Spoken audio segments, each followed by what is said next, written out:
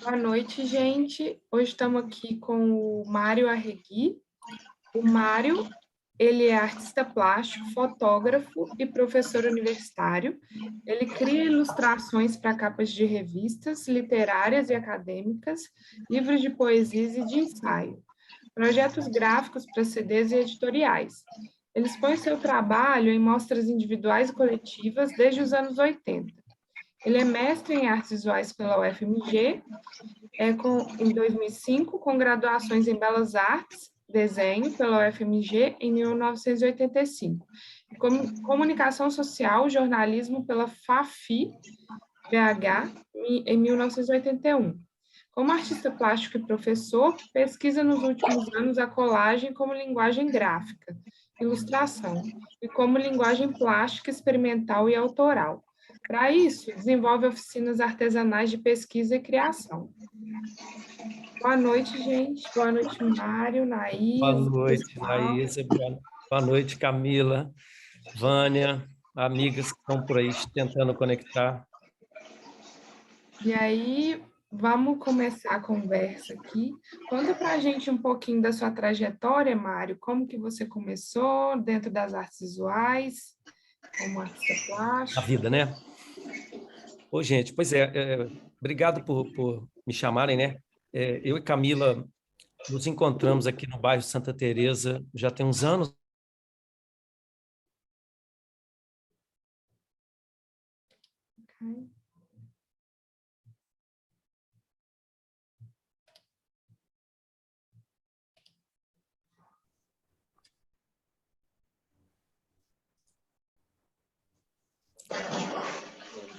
Okay.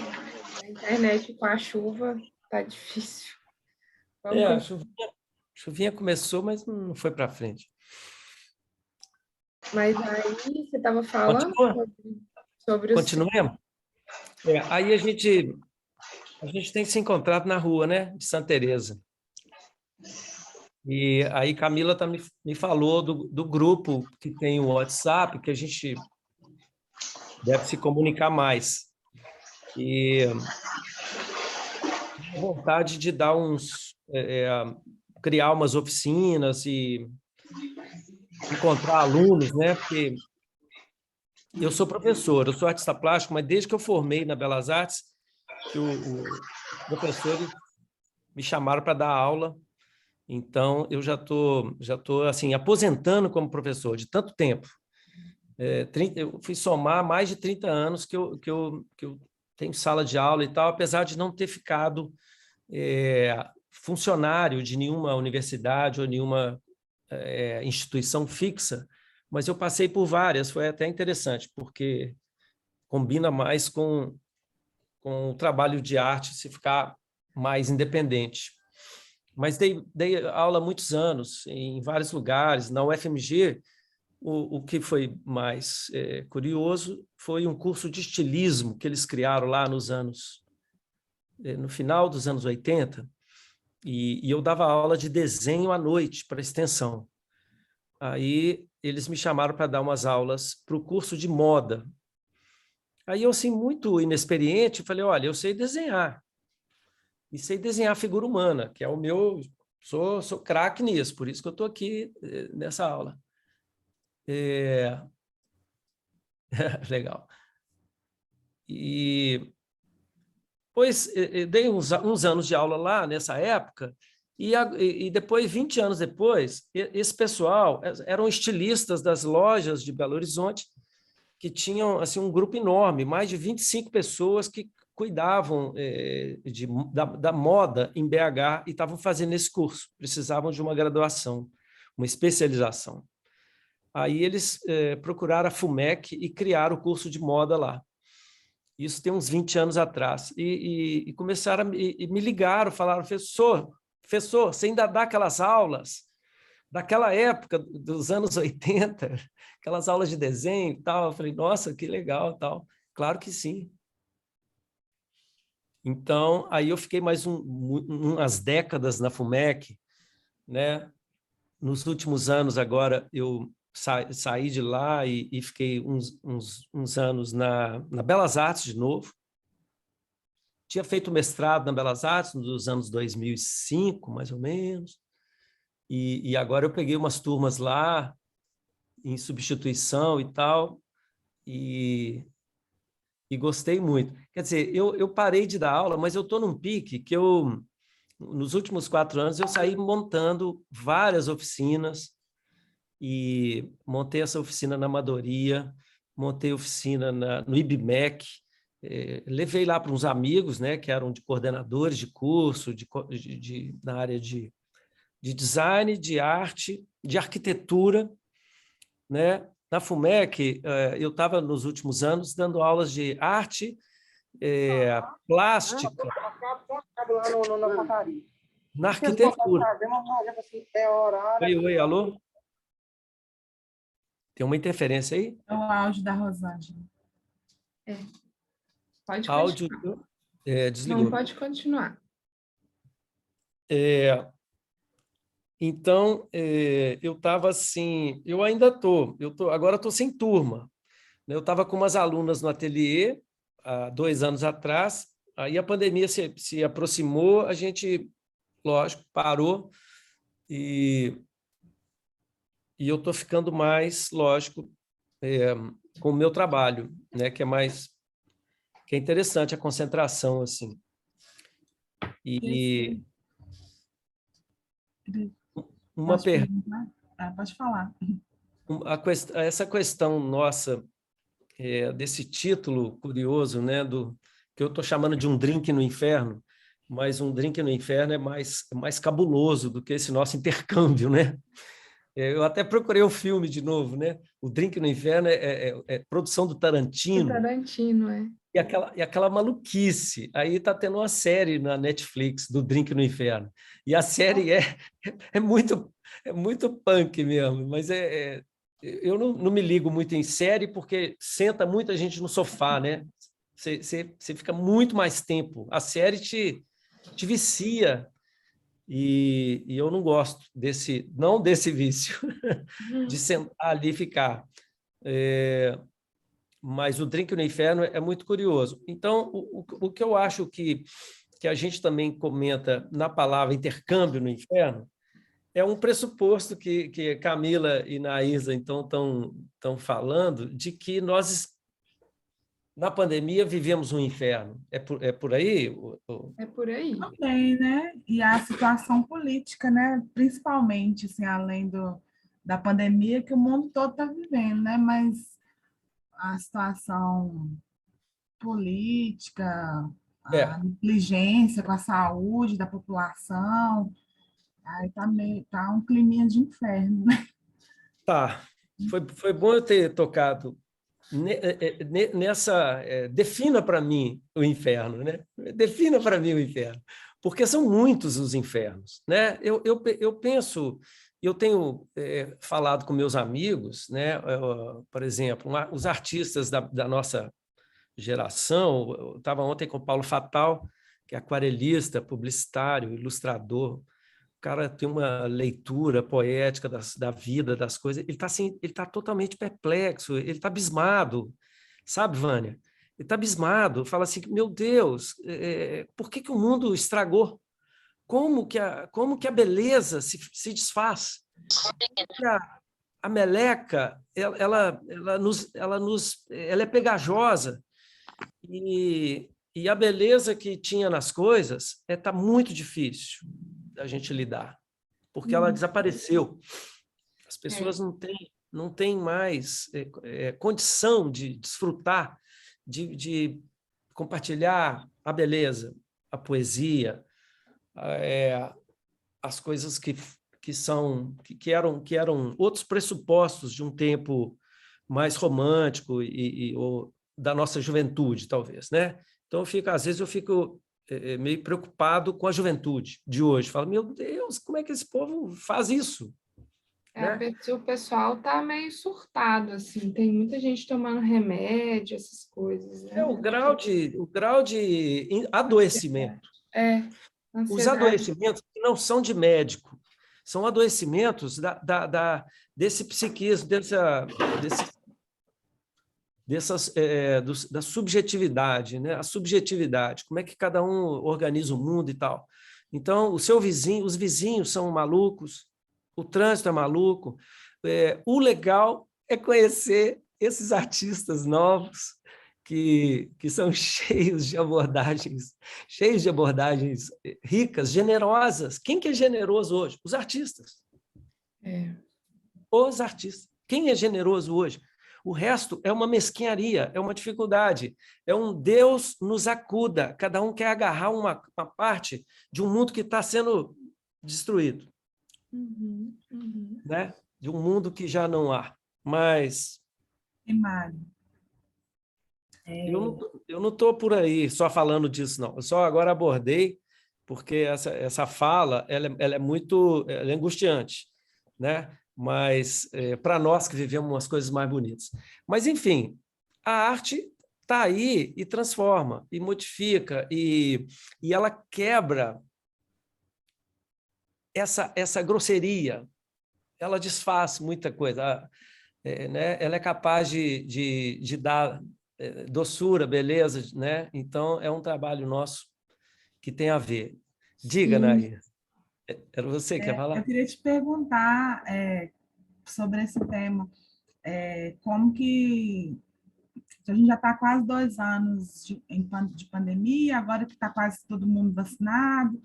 Queria saber para você como que foi sua produção artística nesse período. Você falou que deixou de dar aula, né? Presencial. Como que isso afetou ou contribuiu para a sua produção artística?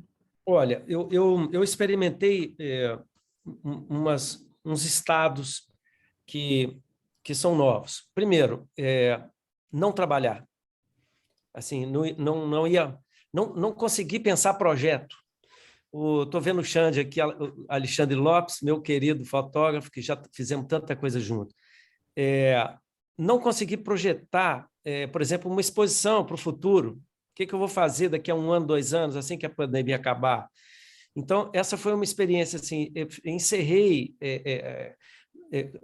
suspendi, falei, gente, o mundo está acabando, como é que eu vou ficar projetando fazer uma exposição? Então, eu suspendi isso. Outra coisa é que eu estava no meu limite de idade e pensei, estou aposentando como profissional, que vou lá, vou conseguir emprego, né? As faculdades me chamam para dar aula, elas não vão chamar um artista de 60 anos ou mais para trabalhar. Os jovens estão aí e vão, inclusive, trabalhar por muito menos salário. É uma questão perversa. Então, eu estou experimentando uma aposentadoria em termos formais. Então, eu parei de projetar e parei de pensar em termos profissionais naquela profissão de professor. Mas o artista está vivo, não para. Então, meu ateliê virou um lugar... eu trabalho só com colagem, praticamente, né? E fotografo direto objetos, superfícies, tudo que vocês estão vendo aí. É o Celso que está projetando para mim? Não, é Camila.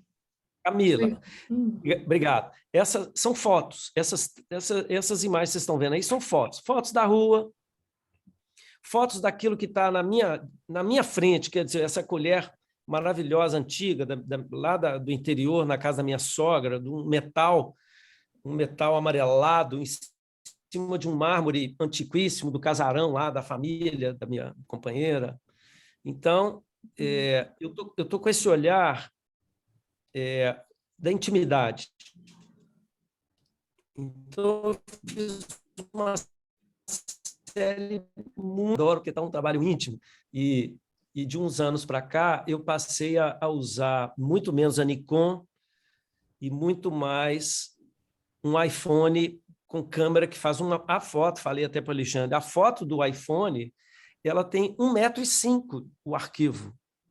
É uma foto de uma ampliação brutal, que ninguém faz uma foto de 1 metro. Mas para você criar as ilustrações, aí eu fui fazendo também, atendendo a ilustrações, né, clientes. Nós temos uma editorazinha, minha irmã tem uma editora, a Outubro, e ela está sempre captando trabalhos de clientes que querem organizar uma produção literária, poética, ou livros até de ensaios bacanas, e eu adoro fazer a produção visual desse editorial. E toda e qualquer imagem que eu capturo no telefone, no iPhone, ela é meu material, ela já é o meu olhar. Tá? Eu tenho até aplicativo de tratamento da imagem imediata no iPhone. Eu já resolvi capas de livro em 20 minutos, tudo ali. Fotografei um ipê, um pezinho do ipê amarelo na beira do rio, ali, no Santa Efigênia, e um céu azul, e já pensei as letras, e já fiz uma superposição, e já fiz uma seleção de cor. Eu já mando para minha editora um trabalho pronto assim em minutos, é impressionante. Tá? Então, assim, tentando responder de novo, voltando ao fio, foi um tempo que, esse tempo da pandemia, um tempo de intimidade, né? Então, parei de encontrar aluno. A gente fica até com saudade, né, de encontrar. Esse fim de semana a gente chamou umas amigas aqui em casa, duas, né? A minha professora de Pilates, uma outra colega, que é artista também, desenha joias e tal. E a hora que eu vi 4 pessoas dentro da minha casa, mais a minha companheira, a Rosângela, a gente ficou, gente, que diferente, né? Diferente, é gostoso. A gente está precisando, está com saudade. Então, essa intimidade do trabalho, ela me julgou com uma interioridade. Aí eu fiz, no final do ano passado, eu fiz muita colagem, assim, uma colagem totalmente... o que ela é, gente? Ela é decorativa, ela é colorida, ela é descompromissada, ela não foi um projeto de arte, ela foi uma série de composições. Eu acho que você clicou algumas aí, Camila. Fiz composições com um material muito lindo, que é uns papéis de parede impressos em tinta vinílica, que são de uma qualidade gráfica absurda. Hein? Essa daqui? Tá, não, essa aí da propaganda, não. Essa da propaganda do nosso... Não é essa do nosso teaser, não. É que está aparecendo a foto do... Está aparecendo só...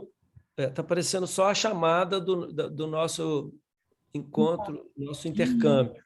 Ah, tá. Então, pera. Então, logo nos primeiros meses, os institutos culturais, não sei se vocês lembram, participaram. Isso aí, ó, clica aí. Ó, tá vendo? Eu pegando papéis dourados. Esses papéis são de uma impressão exuberante. Então, a plasticidade deles é enorme. Aí, as capas de livro. Essa capa foi feita esses meses. Aí, não. Aí, pinturas mais antigas. Essa aí é o trabalho mais recente, mais sério, assim, né?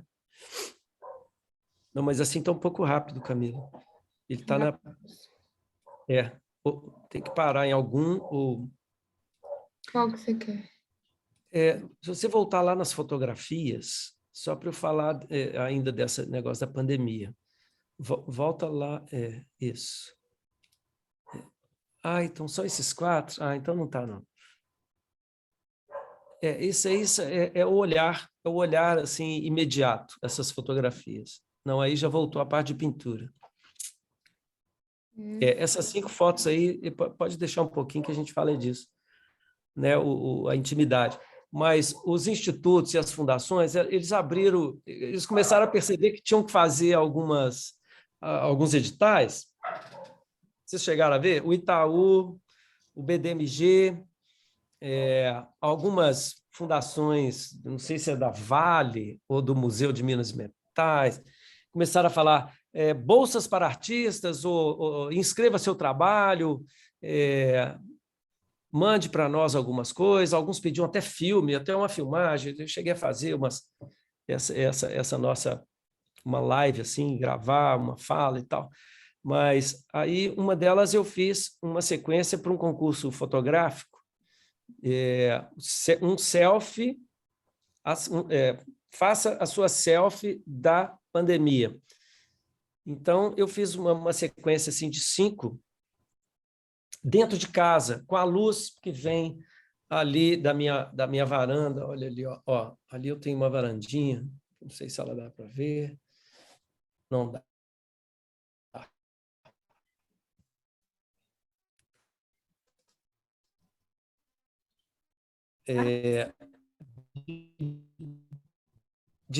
Aí eu fiquei muito ou no ateliê ou aqui nessa mesa dentro da minha sala,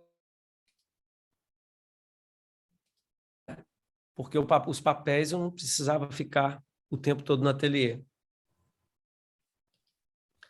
E fiz umas superposições que até apareceu uma percepção de uma certa angústia, essa angústia da intimidade forçada. Teve gente que falou, eu estou em quarentena forçada, né? Teve gente que pirou, querendo, 1 ano atrás, né? Vocês lembram? A pandemia exigindo todo mundo ficar quieto, né? Todo mundo ficar no seu quadradinho, e as pessoas angustiadas com isso. E eu também, eu fiquei angustiado com isso. Então, eu fiz imagens de um rosto que está assim, sempre defrontando com um lá fora que tão cedo você não pode ir. Né? Eu fiquei sem sair, a gente ficava sem sair de casa durante muitas semanas. Né? Não foi só eu. Até a gente descobrir, até agosto do ano passado, né? Foi abril, maio, junho, julho, agosto, setembro, é que a gente começou a falar, posso ir lá fora que eu não vou me contaminar, se eu for de máscara, se eu me lavar, trocar a roupa na volta, né? Então, nesse sentido, teve um certo inferno, né? Uma situação mais ou menos infernal, que influenciou um pouco, né? Então, nos meus termos, influenciou assim, eu fiquei mais na intimidade, eu não consegui projetar, e eu tinha acabado de fazer, nos anos anteriores, né, esses anos 19, 18, no final do 17, eu tinha levado essas colagens para Portugal, tinha uma galeria lá que tinha me achado, contactado, falado, pô, vamos fazer, vamos mostrar aqui.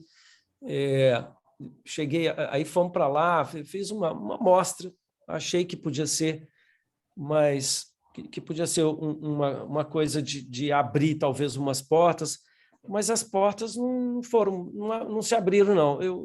Os artistas lá não consegui encontrar, encontrei artistas brasileiros, encontrei um monte de brasileiros. Encontrei o Jaiminho, nosso amigo daqui de BH.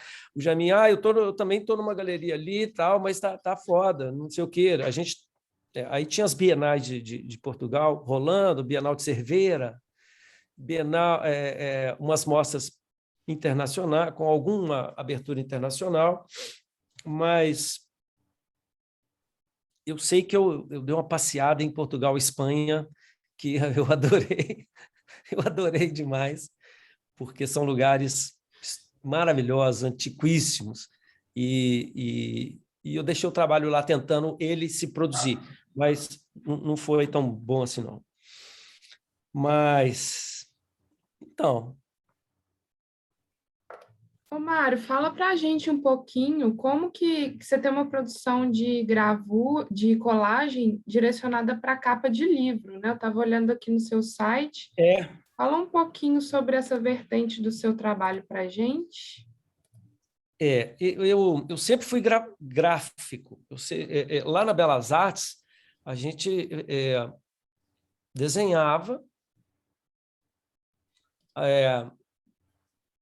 muito, né? Na minha época tinha um ateliê, gente, de 1.200 horas.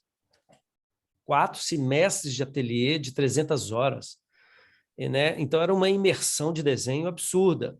Né? Eu sou formado nesse desenho. E se você passear, né? Quem depois abrir o meu site aí, vai ver que tem muito desenho daquele desenho da Belas Artes, que a Belas Artes sonhava com aquele desenho renascentista, né? Aquele desenho clássico. Mas eu fui logo porque eu dominei muito rápido isso e fui logo fazendo experimentações e tal, mas a colagem não foi na escola, né? A colagem foi influência de umas pessoas incríveis da cidade aí, principalmente o Paulinho Amaral, professor de pintura e desenho, e acabou de aposentar também na Guinhar. O Paulo Amaral, Ele ele foi era um nosso professor. Foi, né? Foi. Ele é um bicho estranho, ele tem uma subjetividade estranha, ele não é igual eu, assim, que conto o caso com essa tranquilidade. Mas eu gostava muito dele, a gente se afastou muito. Eu encontrei ele agora numa situação que a mãe dele, que é mãe de um monte de irmãos que ele tem, que são meus amigos, a gente encontrou. A mãe dele morreu, eu bati um papo legal com ele. E eu falei, Paulinho, as suas colagens me deixaram completamente louco, então eu estou usando agora só cortar e rasgar papel. Isso, gente, isso tem, assim, 300 anos. Eu cheguei de uma viagem na Itália, que a Rosângela foi fazer uma especialização, então, logo que eu cheguei, eu mandei para o salão da Pampulha, lá do nosso museu, eu mandei colagens. Era 93. Foi a primeira vez que eu mandei colagens. Mas como a gente não tinha uma solução gráfica para essa colagem, eu tinha que imprimir a colagem em Xerox. E o Xerox não tinha nem chegado, o Xerox no Brasil, né? Eu fiquei esperando, fui para o Rio de Janeiro imprimir. Aos poucos, agora eu estou imprimindo. Isso que você está vendo aí, das primeiras que você mostrou, eram impressões já em fine arts, quer dizer, aquela tinta mineral que você imprime uma imagem fotográfica, uma colagem, um desenho que você reproduz. Então, eu passei a dar as oficinas de colagem. Olha, desde eu lembro da minha primeira oficina, foi num festival da UFMG, lá no Centro Cultural. Isso foi lá para 91 ou 2 ou 3. Era um monte de gente cortando papel. Eu falei, nossa, que ótimo, agora é colagem. Tá. Como eu comecei a fazer as capas para a Clarinha Regui, essas capas para a editora, eu comecei a também, junto com essa foto do iPhone, que ela resolve como colagem, são fotografias que eu elaboro ali, como se estivesse colando. Eu gosto muito de fazer isso, né? Você enxergar um meio como outro, como possibilidade do outro. Tipo então, uma colagem digital, né? Assim. Você pode chamar de uma colagem digital, porque a colagem digital ela pode pegar um muro que você fotografou na rua, o papel que você está rasgando e colando, um efeito gráfico que o Photoshop te dá, com padrões de papéis, por exemplo, se você alimentar o seu cache de elementos para você usar na colagem, né, que você recorre a um padrão gráfico, um papel antigo, um esfolado, um papel queimado, grafismos impressos que eu fotografo direto para copiar, para puxar. Eu vou alimentando, né? Então, a colagem digital ela é legal porque ela é híbrida. Ela, embora toda digital, ela traz todo tipo de matéria, né? Enquanto que você está no ateliê colando papéis, eu preciso de papéis impressos, papéis antigos que sejam, mas sempre é o mundo do impresso, né? Então, tem uma certa abertura. Essas capas, então, eu uso as duas coisas. Às vezes eu já tenho um título de um trabalho, eu não preciso receber o arquivo para ler. Imagina, ler um livro de um cara que eu não conheço. Mas eu fiz isso milhões de vezes, gente. Olha, o cara escreveu um romance. Ah, ele é escritor? Ele é assim, um super contista brasileiro? Não, ele é um Zé que nunca escreveu, mas está com grana, quer escrever seu livro. Aí, às vezes, no título eu já tenho uma ideia, mas aí eu tenho que ler 400 páginas, 600 páginas de uma aventura. Eu sou muito chato para ler, eu leio muito, gosto, né? Agora, na pandemia, eu li simplesmente Guimarães Rosa tudo. Tudo, gente. Vocês já voltaram para ler Grande Sertão Veredas? Vocês já voltaram para ler Meu Tio Ayuaretê? né? A Terceira Margem do Rio, são contos do Guimarães, assim, blocos de contos imperdíveis, imperdíveis. Se você tiver tempo, está na hora de ler os clássicos, né? O Guimarães Rosa, o Grande Sertão Veredas, caiu no meu vestibular em 2005, 2006, eu acho. Há décadas que ele é um livro, assim, é o livro brasileiro. Ele é o livro brasileiro, ele supera até Machado de Assis, em importância e tal. Mas eu estou lendo, assim, Maravilhas do Conto Francês, que é obras antigas que tinham lá na casa do meu pai. Isso tudo Enfim. influencia na sua produção artística, suas leituras, assim? E como que influencia? Você sente isso? Que vai caminhando um pouco pela colagem também, quando você está lendo? Eu acho que sim, viu, Camila? Eu sempre falei para os alunos, leiam. Não é ler porque você vai ter mais material. A conexão não é direta, mas você amplia tanto o seu imaginário, você fica tão mais preparado para elaborar pensamentos, para conectar suas memórias com o sentido da vida. Dá sentido, né? O artista não quer dar sentido para as coisas. O artista é um cara que ele tem que dar sentido para as coisas. Essa é uma lição de um professor de arte, né? Porque o artista não pensa nisso, ele simplesmente faz o sentido, certo? Quando você está no seu ateliê, você faz o sentido. Mas quando você transmite a questão da arte, as questões da arte, né? Você reflete sobre esse por que esse fazer? Por que o fazer? Por que a solidão da sua elaboração?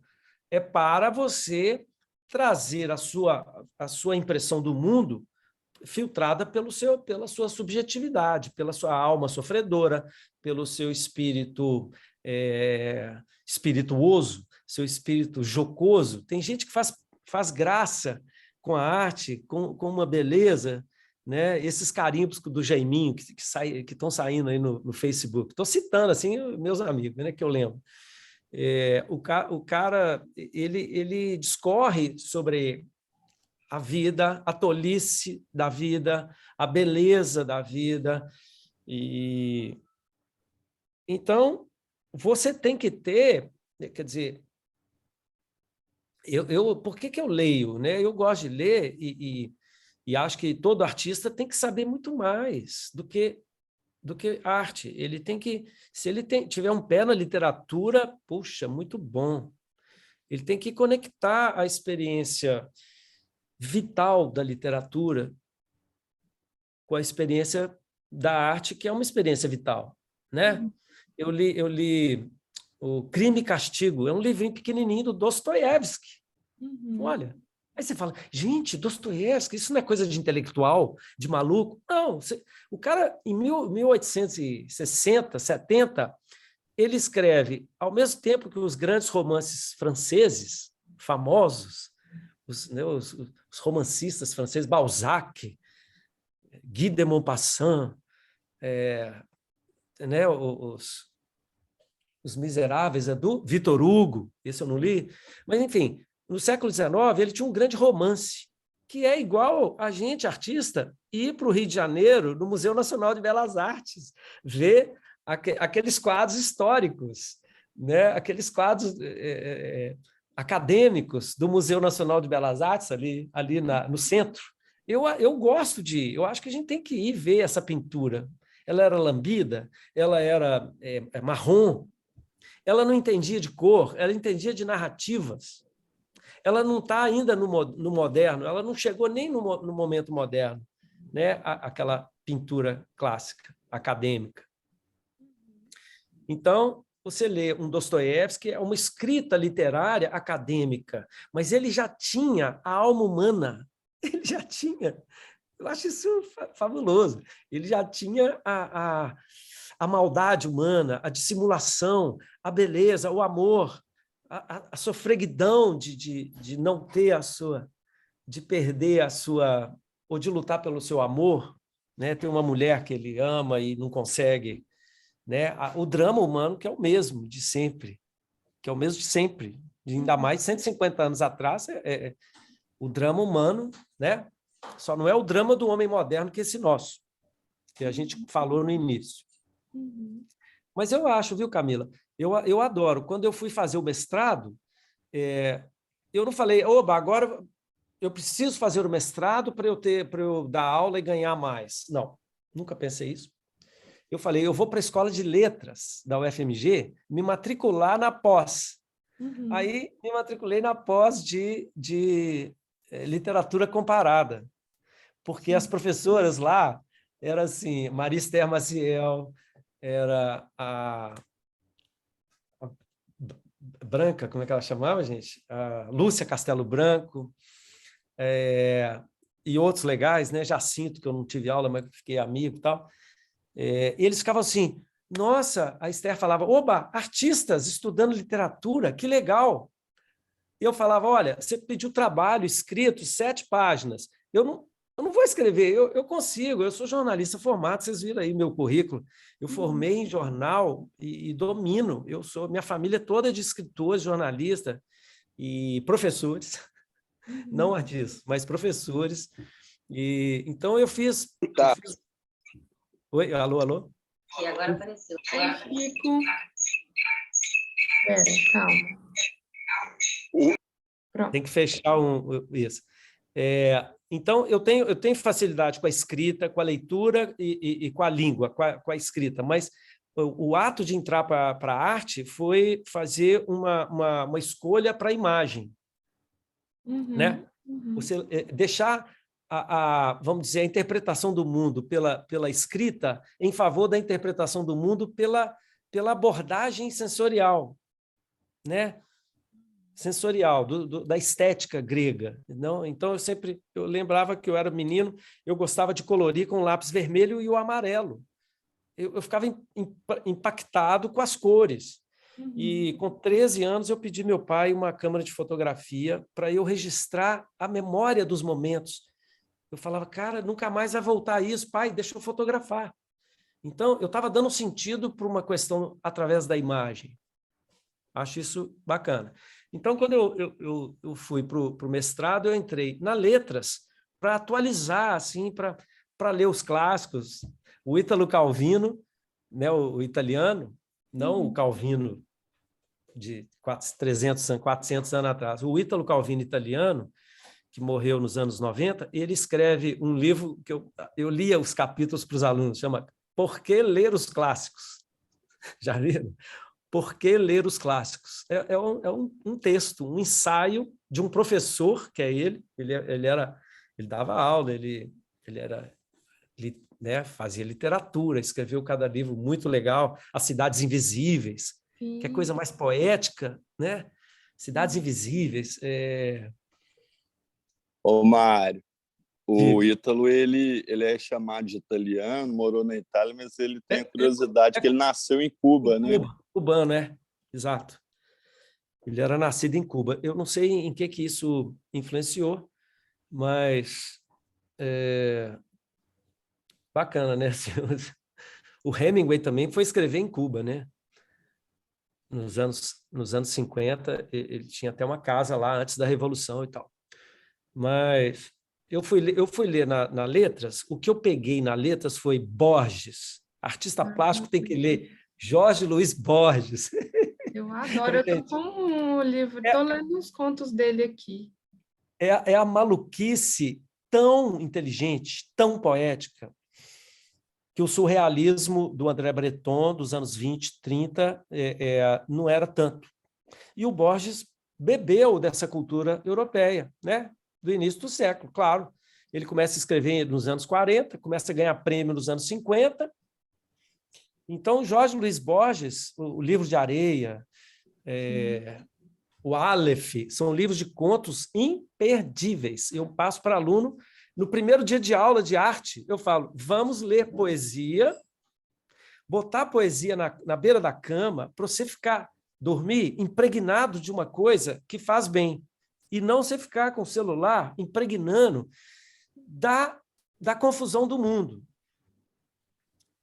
da maldade do mundo, sabe, ficar ouvindo notícias sobre Bolsonaro antes de dormir, você está louco?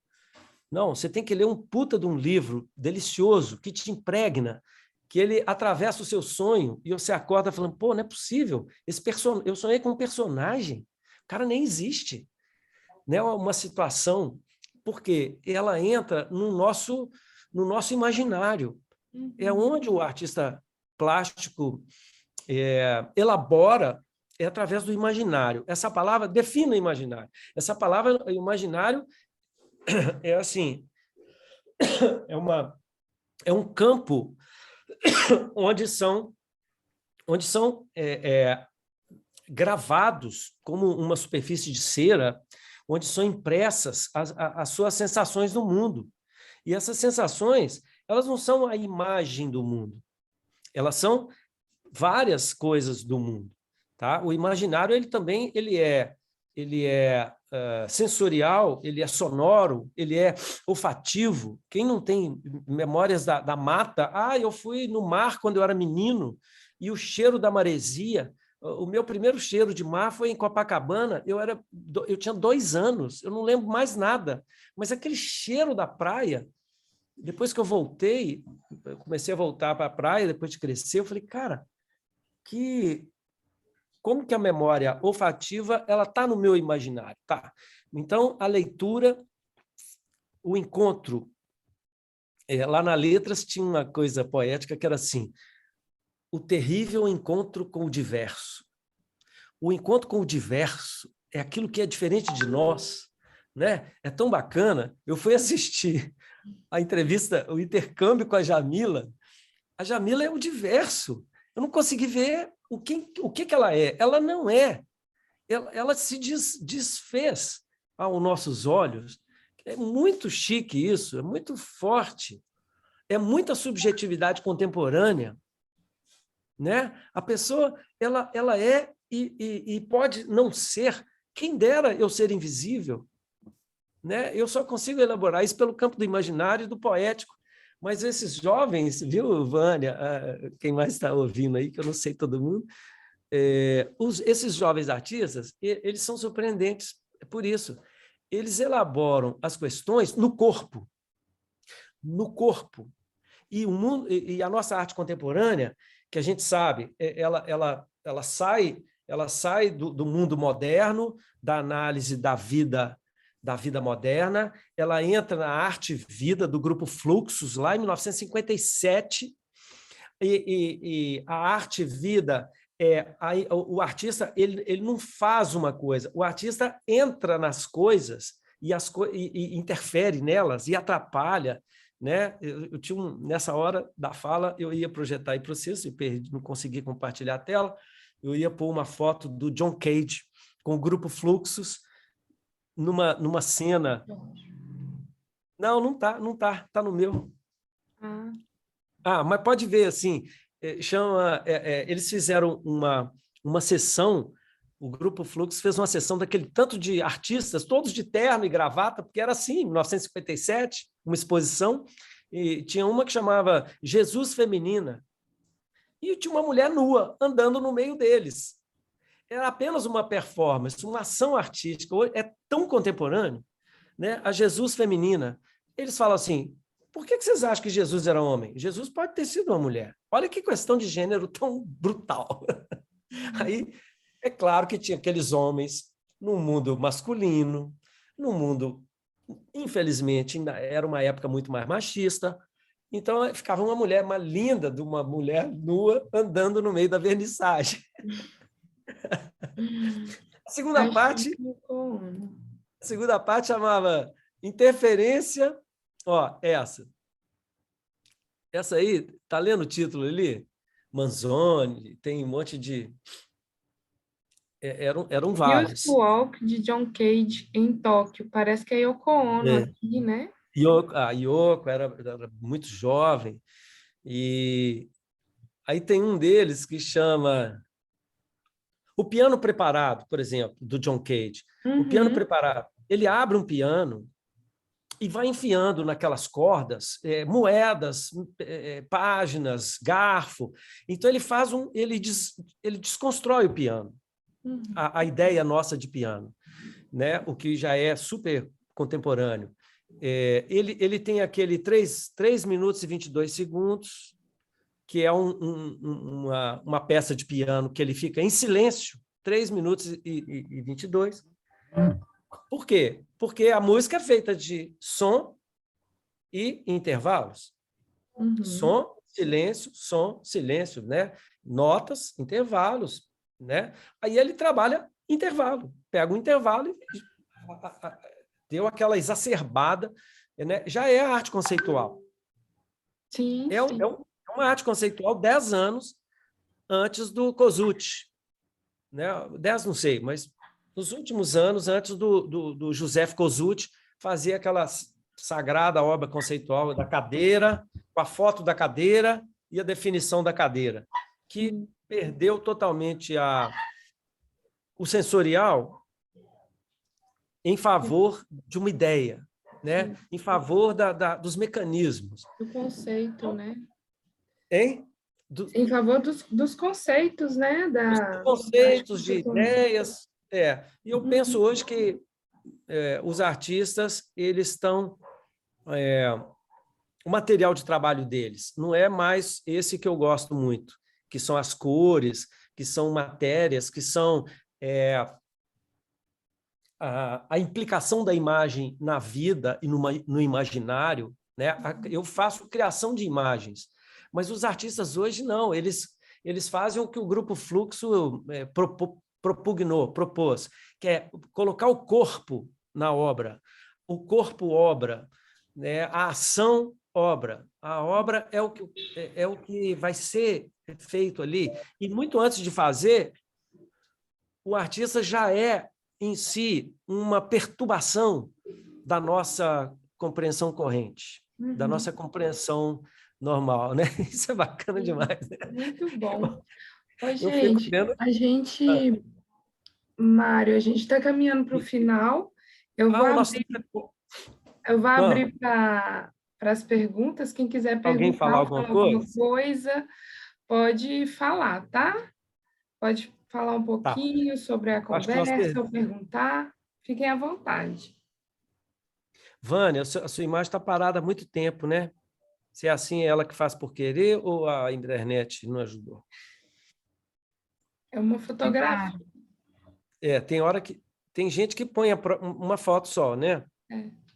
Tem outra que é um congelamento. A internet faz o trabalho de congelar. Esse Chico aí é quem? Que pena que a aula vai acabar, tá magistral, assim. Eu achava que agora que ia começar. Ô, Maria Regina. Nós perdemos um pouco de tempo. O papo tá bom demais, assim, muito bom. Nós perdemos um pouco do tempo, tecnicamente.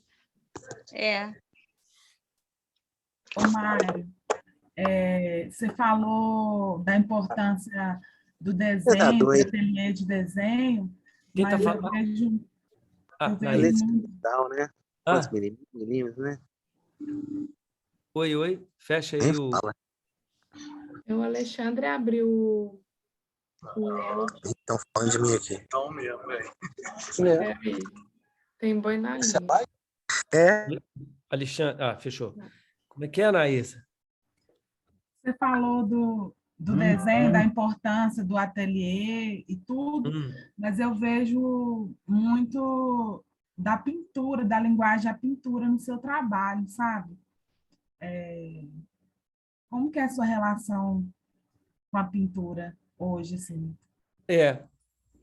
Eu fiz muito desenho lá e a gente, nos anos 80, ouvia muito, os professores eram muito... sacralizavam muito o desenho, falavam, desenha tudo, desenha base. Tinha uma coisa renascentista.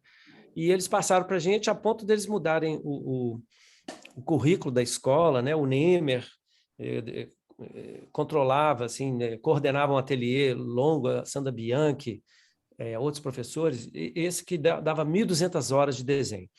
Mas como eu te disse, eu sempre tive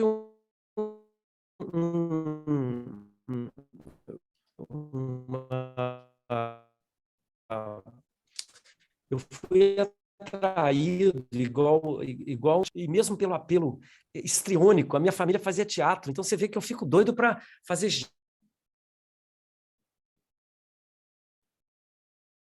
Eu sou assim muito da matéria plástica, a plasticidade. Então, a pintura, por muitos anos que eu pintei, eu não estou pintando muito, minhas pinturas que estão em trabalho, elas não estão fechadas, mas tem mais de 12 anos que eu não mexo. Estão ali no ateliê, tem algumas que eu falo, olha, ela está ali, não é o momento dela, porque eu estou em outra. Não sei quando que um dia eu voltarei. Mas a matéria plástica pintada, eu fico encantado demais. E uma coisa que estimula a gente, não sei se vocês são assim, é ver um trabalho de pintura. Você vê um trabalho de arte, né? É assim, é um negócio que me arrebata. Aí eu falo, nossa, eu quero fazer a minha. Uhum. Então, tinha uns amigos nossos, essa geração nossa que pinta, né? Que ainda pintava, tinha um Ricardo Homem. O Ricardo Homem, ele mexe com as molduras hoje, e é pintor. De vez em quando ele aparece com uma pintura que eu falo, cara, esse cara parado, ele está pintando muito bem. Né? Olha só, quando volta, ele faz um painel, aplica aquelas cores, aquelas relações, e deixa a gente, a mim, totalmente impactado com as relações daquela forma colorida. Né? Eu vejo as ideias da Camilinha aqui presente, né? Aquela sua investigação, ela olha para o piso, e a investigação cromática ela vem do piso. Um piso que tem um arranjo industrial, né? E aquilo depois ela pega, aplica, passa para as telas e ressignifica aquilo, né? Lógico, vai dar sentido, vai dar um sentido de espacial, vai dar um sentido de essa operação contemporânea, que é o intertexto. É uma pintura que não é pintura, é um chão que já não é chão, mas o chão está na pintura. Né? Você vai transpondo campos de significação, que é a semiótica nossa, de artista, das operações de arte. E eu acho que o bacana, Naísa, é a capacidade que cada sensibilidade dessa nossa tem de dar essa intensidade. Essa intensidade, seja na pintura, na tinta, né?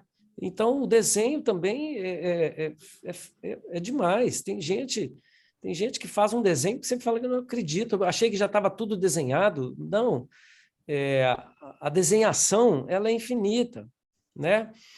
A fotografia, que você vai lá e mancha, escurece, não mostra. A fotografia que não mostra mais. Uhum. Né? As operações fotográficas da desconstrução, né? O desenho da luz, né? Fotógrafos, o desenho da luz, ele é igual o outro desenho, ele desenha nada, ele desenha o seu avesso. E a pintura? Nossa, a pintura é bárbara. Quando eu nascer de novo, eu acho que eu vou pintar de novo, eu vou ter mais tempo, talvez aprender piano, que eu já tentei umas 2 vezes, já tive professores e tal, mas não deu tempo de eu ser pianista. Poxa, isso eu sinto muito, sinto doer na minha alma, que eu não... Mas eu acho que eu fiz umas pinturas legais. Nesse meu site aí tem umas pinturas legais, e tem algumas que ainda não tem dono. Eu fico querendo trazer para minha casa, mas eu moro num apartamento aqui pequeno, 80 metros, não cabe as minhas pinturas, né? Seu ateliê é na sua casa, Mário? Não, eu tenho uma sala lá na Serra, numa casa que é uma casa de muita gente trabalha lá, tem uns terapeutas, tem uma sala de aulas, que eu fazia, inclusive, um núcleo de estudos de filosofia. Fiquei 7 anos estudando filosofia lá com essa turma, né? Chama Núcleo de NPPI, Núcleo de Pesquisas em Psicanálise e não sei o quê. E fiquei estudando Nietzsche, filosofia, e aí tinha umas salas lá, eu propus e me deram uma sala lá legal. Uma sala não muito grande, também não muito pequena, e na Serra. É um lugar que eu guardo meus 30 anos de ateliê, está lá. Tem um acúmulo de material, assim, inacreditável, né? É igual o ateliê da Camila ali na Santa Teresa. Aquele porãozinho é um negócio maravilhoso. Aí você faz um gesto, você já está atacando alguma tela. Essa casa é na Ramalhete, por acaso? Não, é como é que chama? Alípio Goulart. Mas ali tem vários ateliês, né, Celso? Você está falando de um ateliê? Eu estou falando porque na Ramalhete tinha uma casa coletiva dessa também, que tinha... eu lembro que a Aline, da 88 Filmes, estava lá. Mas lá tinha um pessoal da moda, gente das artes plásticas, pessoal de cinema. Sei. Na Ramalhete, ali bem atrás do antigo prédio da Oi, que hoje é o do Tribunal de Justiça, né? Sei. Olha, ali na Serra já teve muitos, viu? Muitos núcleos assim. Tinha um que tinha o Fernando Nogueira, mas eles mudam. Passa 1 ano, passa 2 anos, entrega o aluguel, muda de lugar. Então, eu não sei tudo que está acontecendo, não.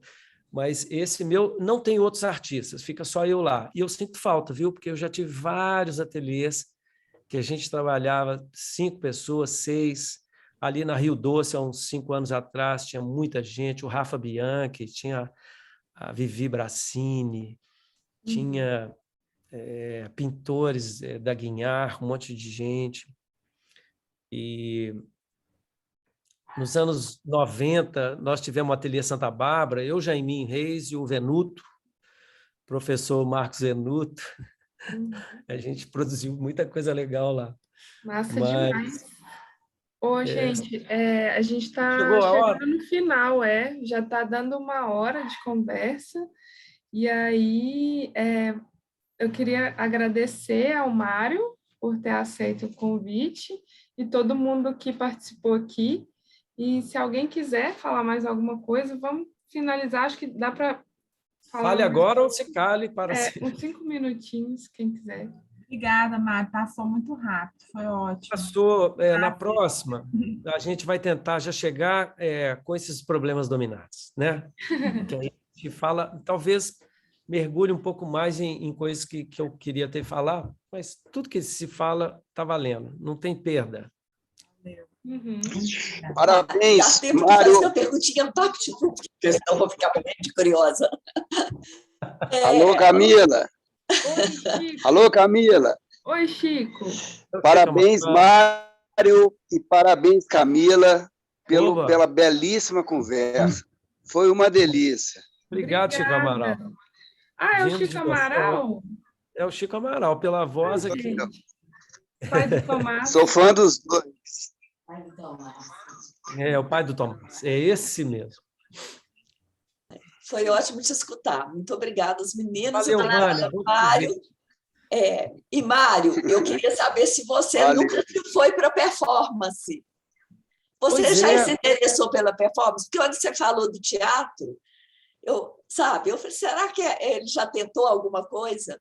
Olha, Vânia, eu faço dança contemporânea há 15 anos, mas comecei muito antes, mas seguido, sem nunca mais parar, foi desde 2000, posso dizer, desde 2006, 2007, tá? Que eu estou com a professora. A dança contemporânea, ela é incrível, porque eu brinco o tempo todo. E eu fiz teatro na faculdade, eu tinha 4 grupos de teatro. Eu fiz pantomima, fiz teatro infantil, fiz teatro clássico grego, com meu tio Etienne, que era um maluco pelo teatro, e fiz teatro, peça.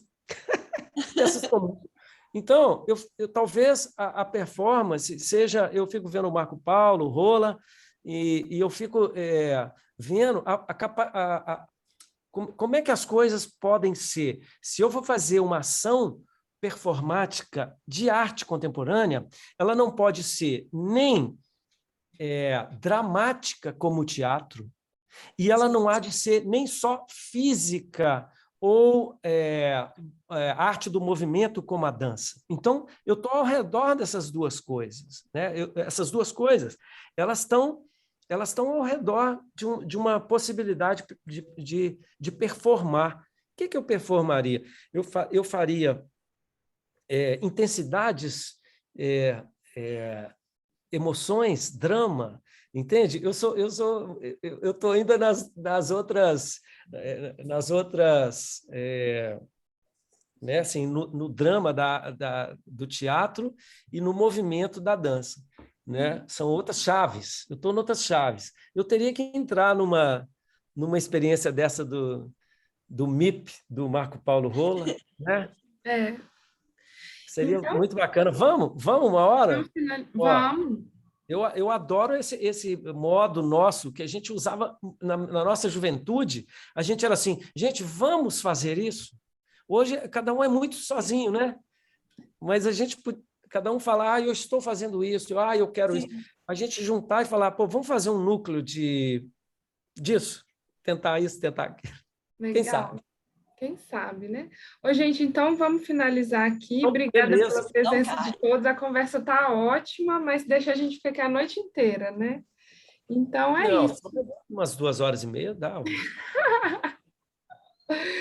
Pronto. Gente, bom demais ver o rosto de cada um. E obrigado pela atenção. Até uma próxima, né? Porque esse intercâmbio está maravilhoso, tá? Tá cheio de pequenos inferninhos nossos de cada dia. Se todo o inferno for assim, tá muito bom. Amém. Todo inferno for assim, estamos no paraíso, né? Então tá, um abraço para todo mundo e semana que vem a gente encontra de novo. Boa noite.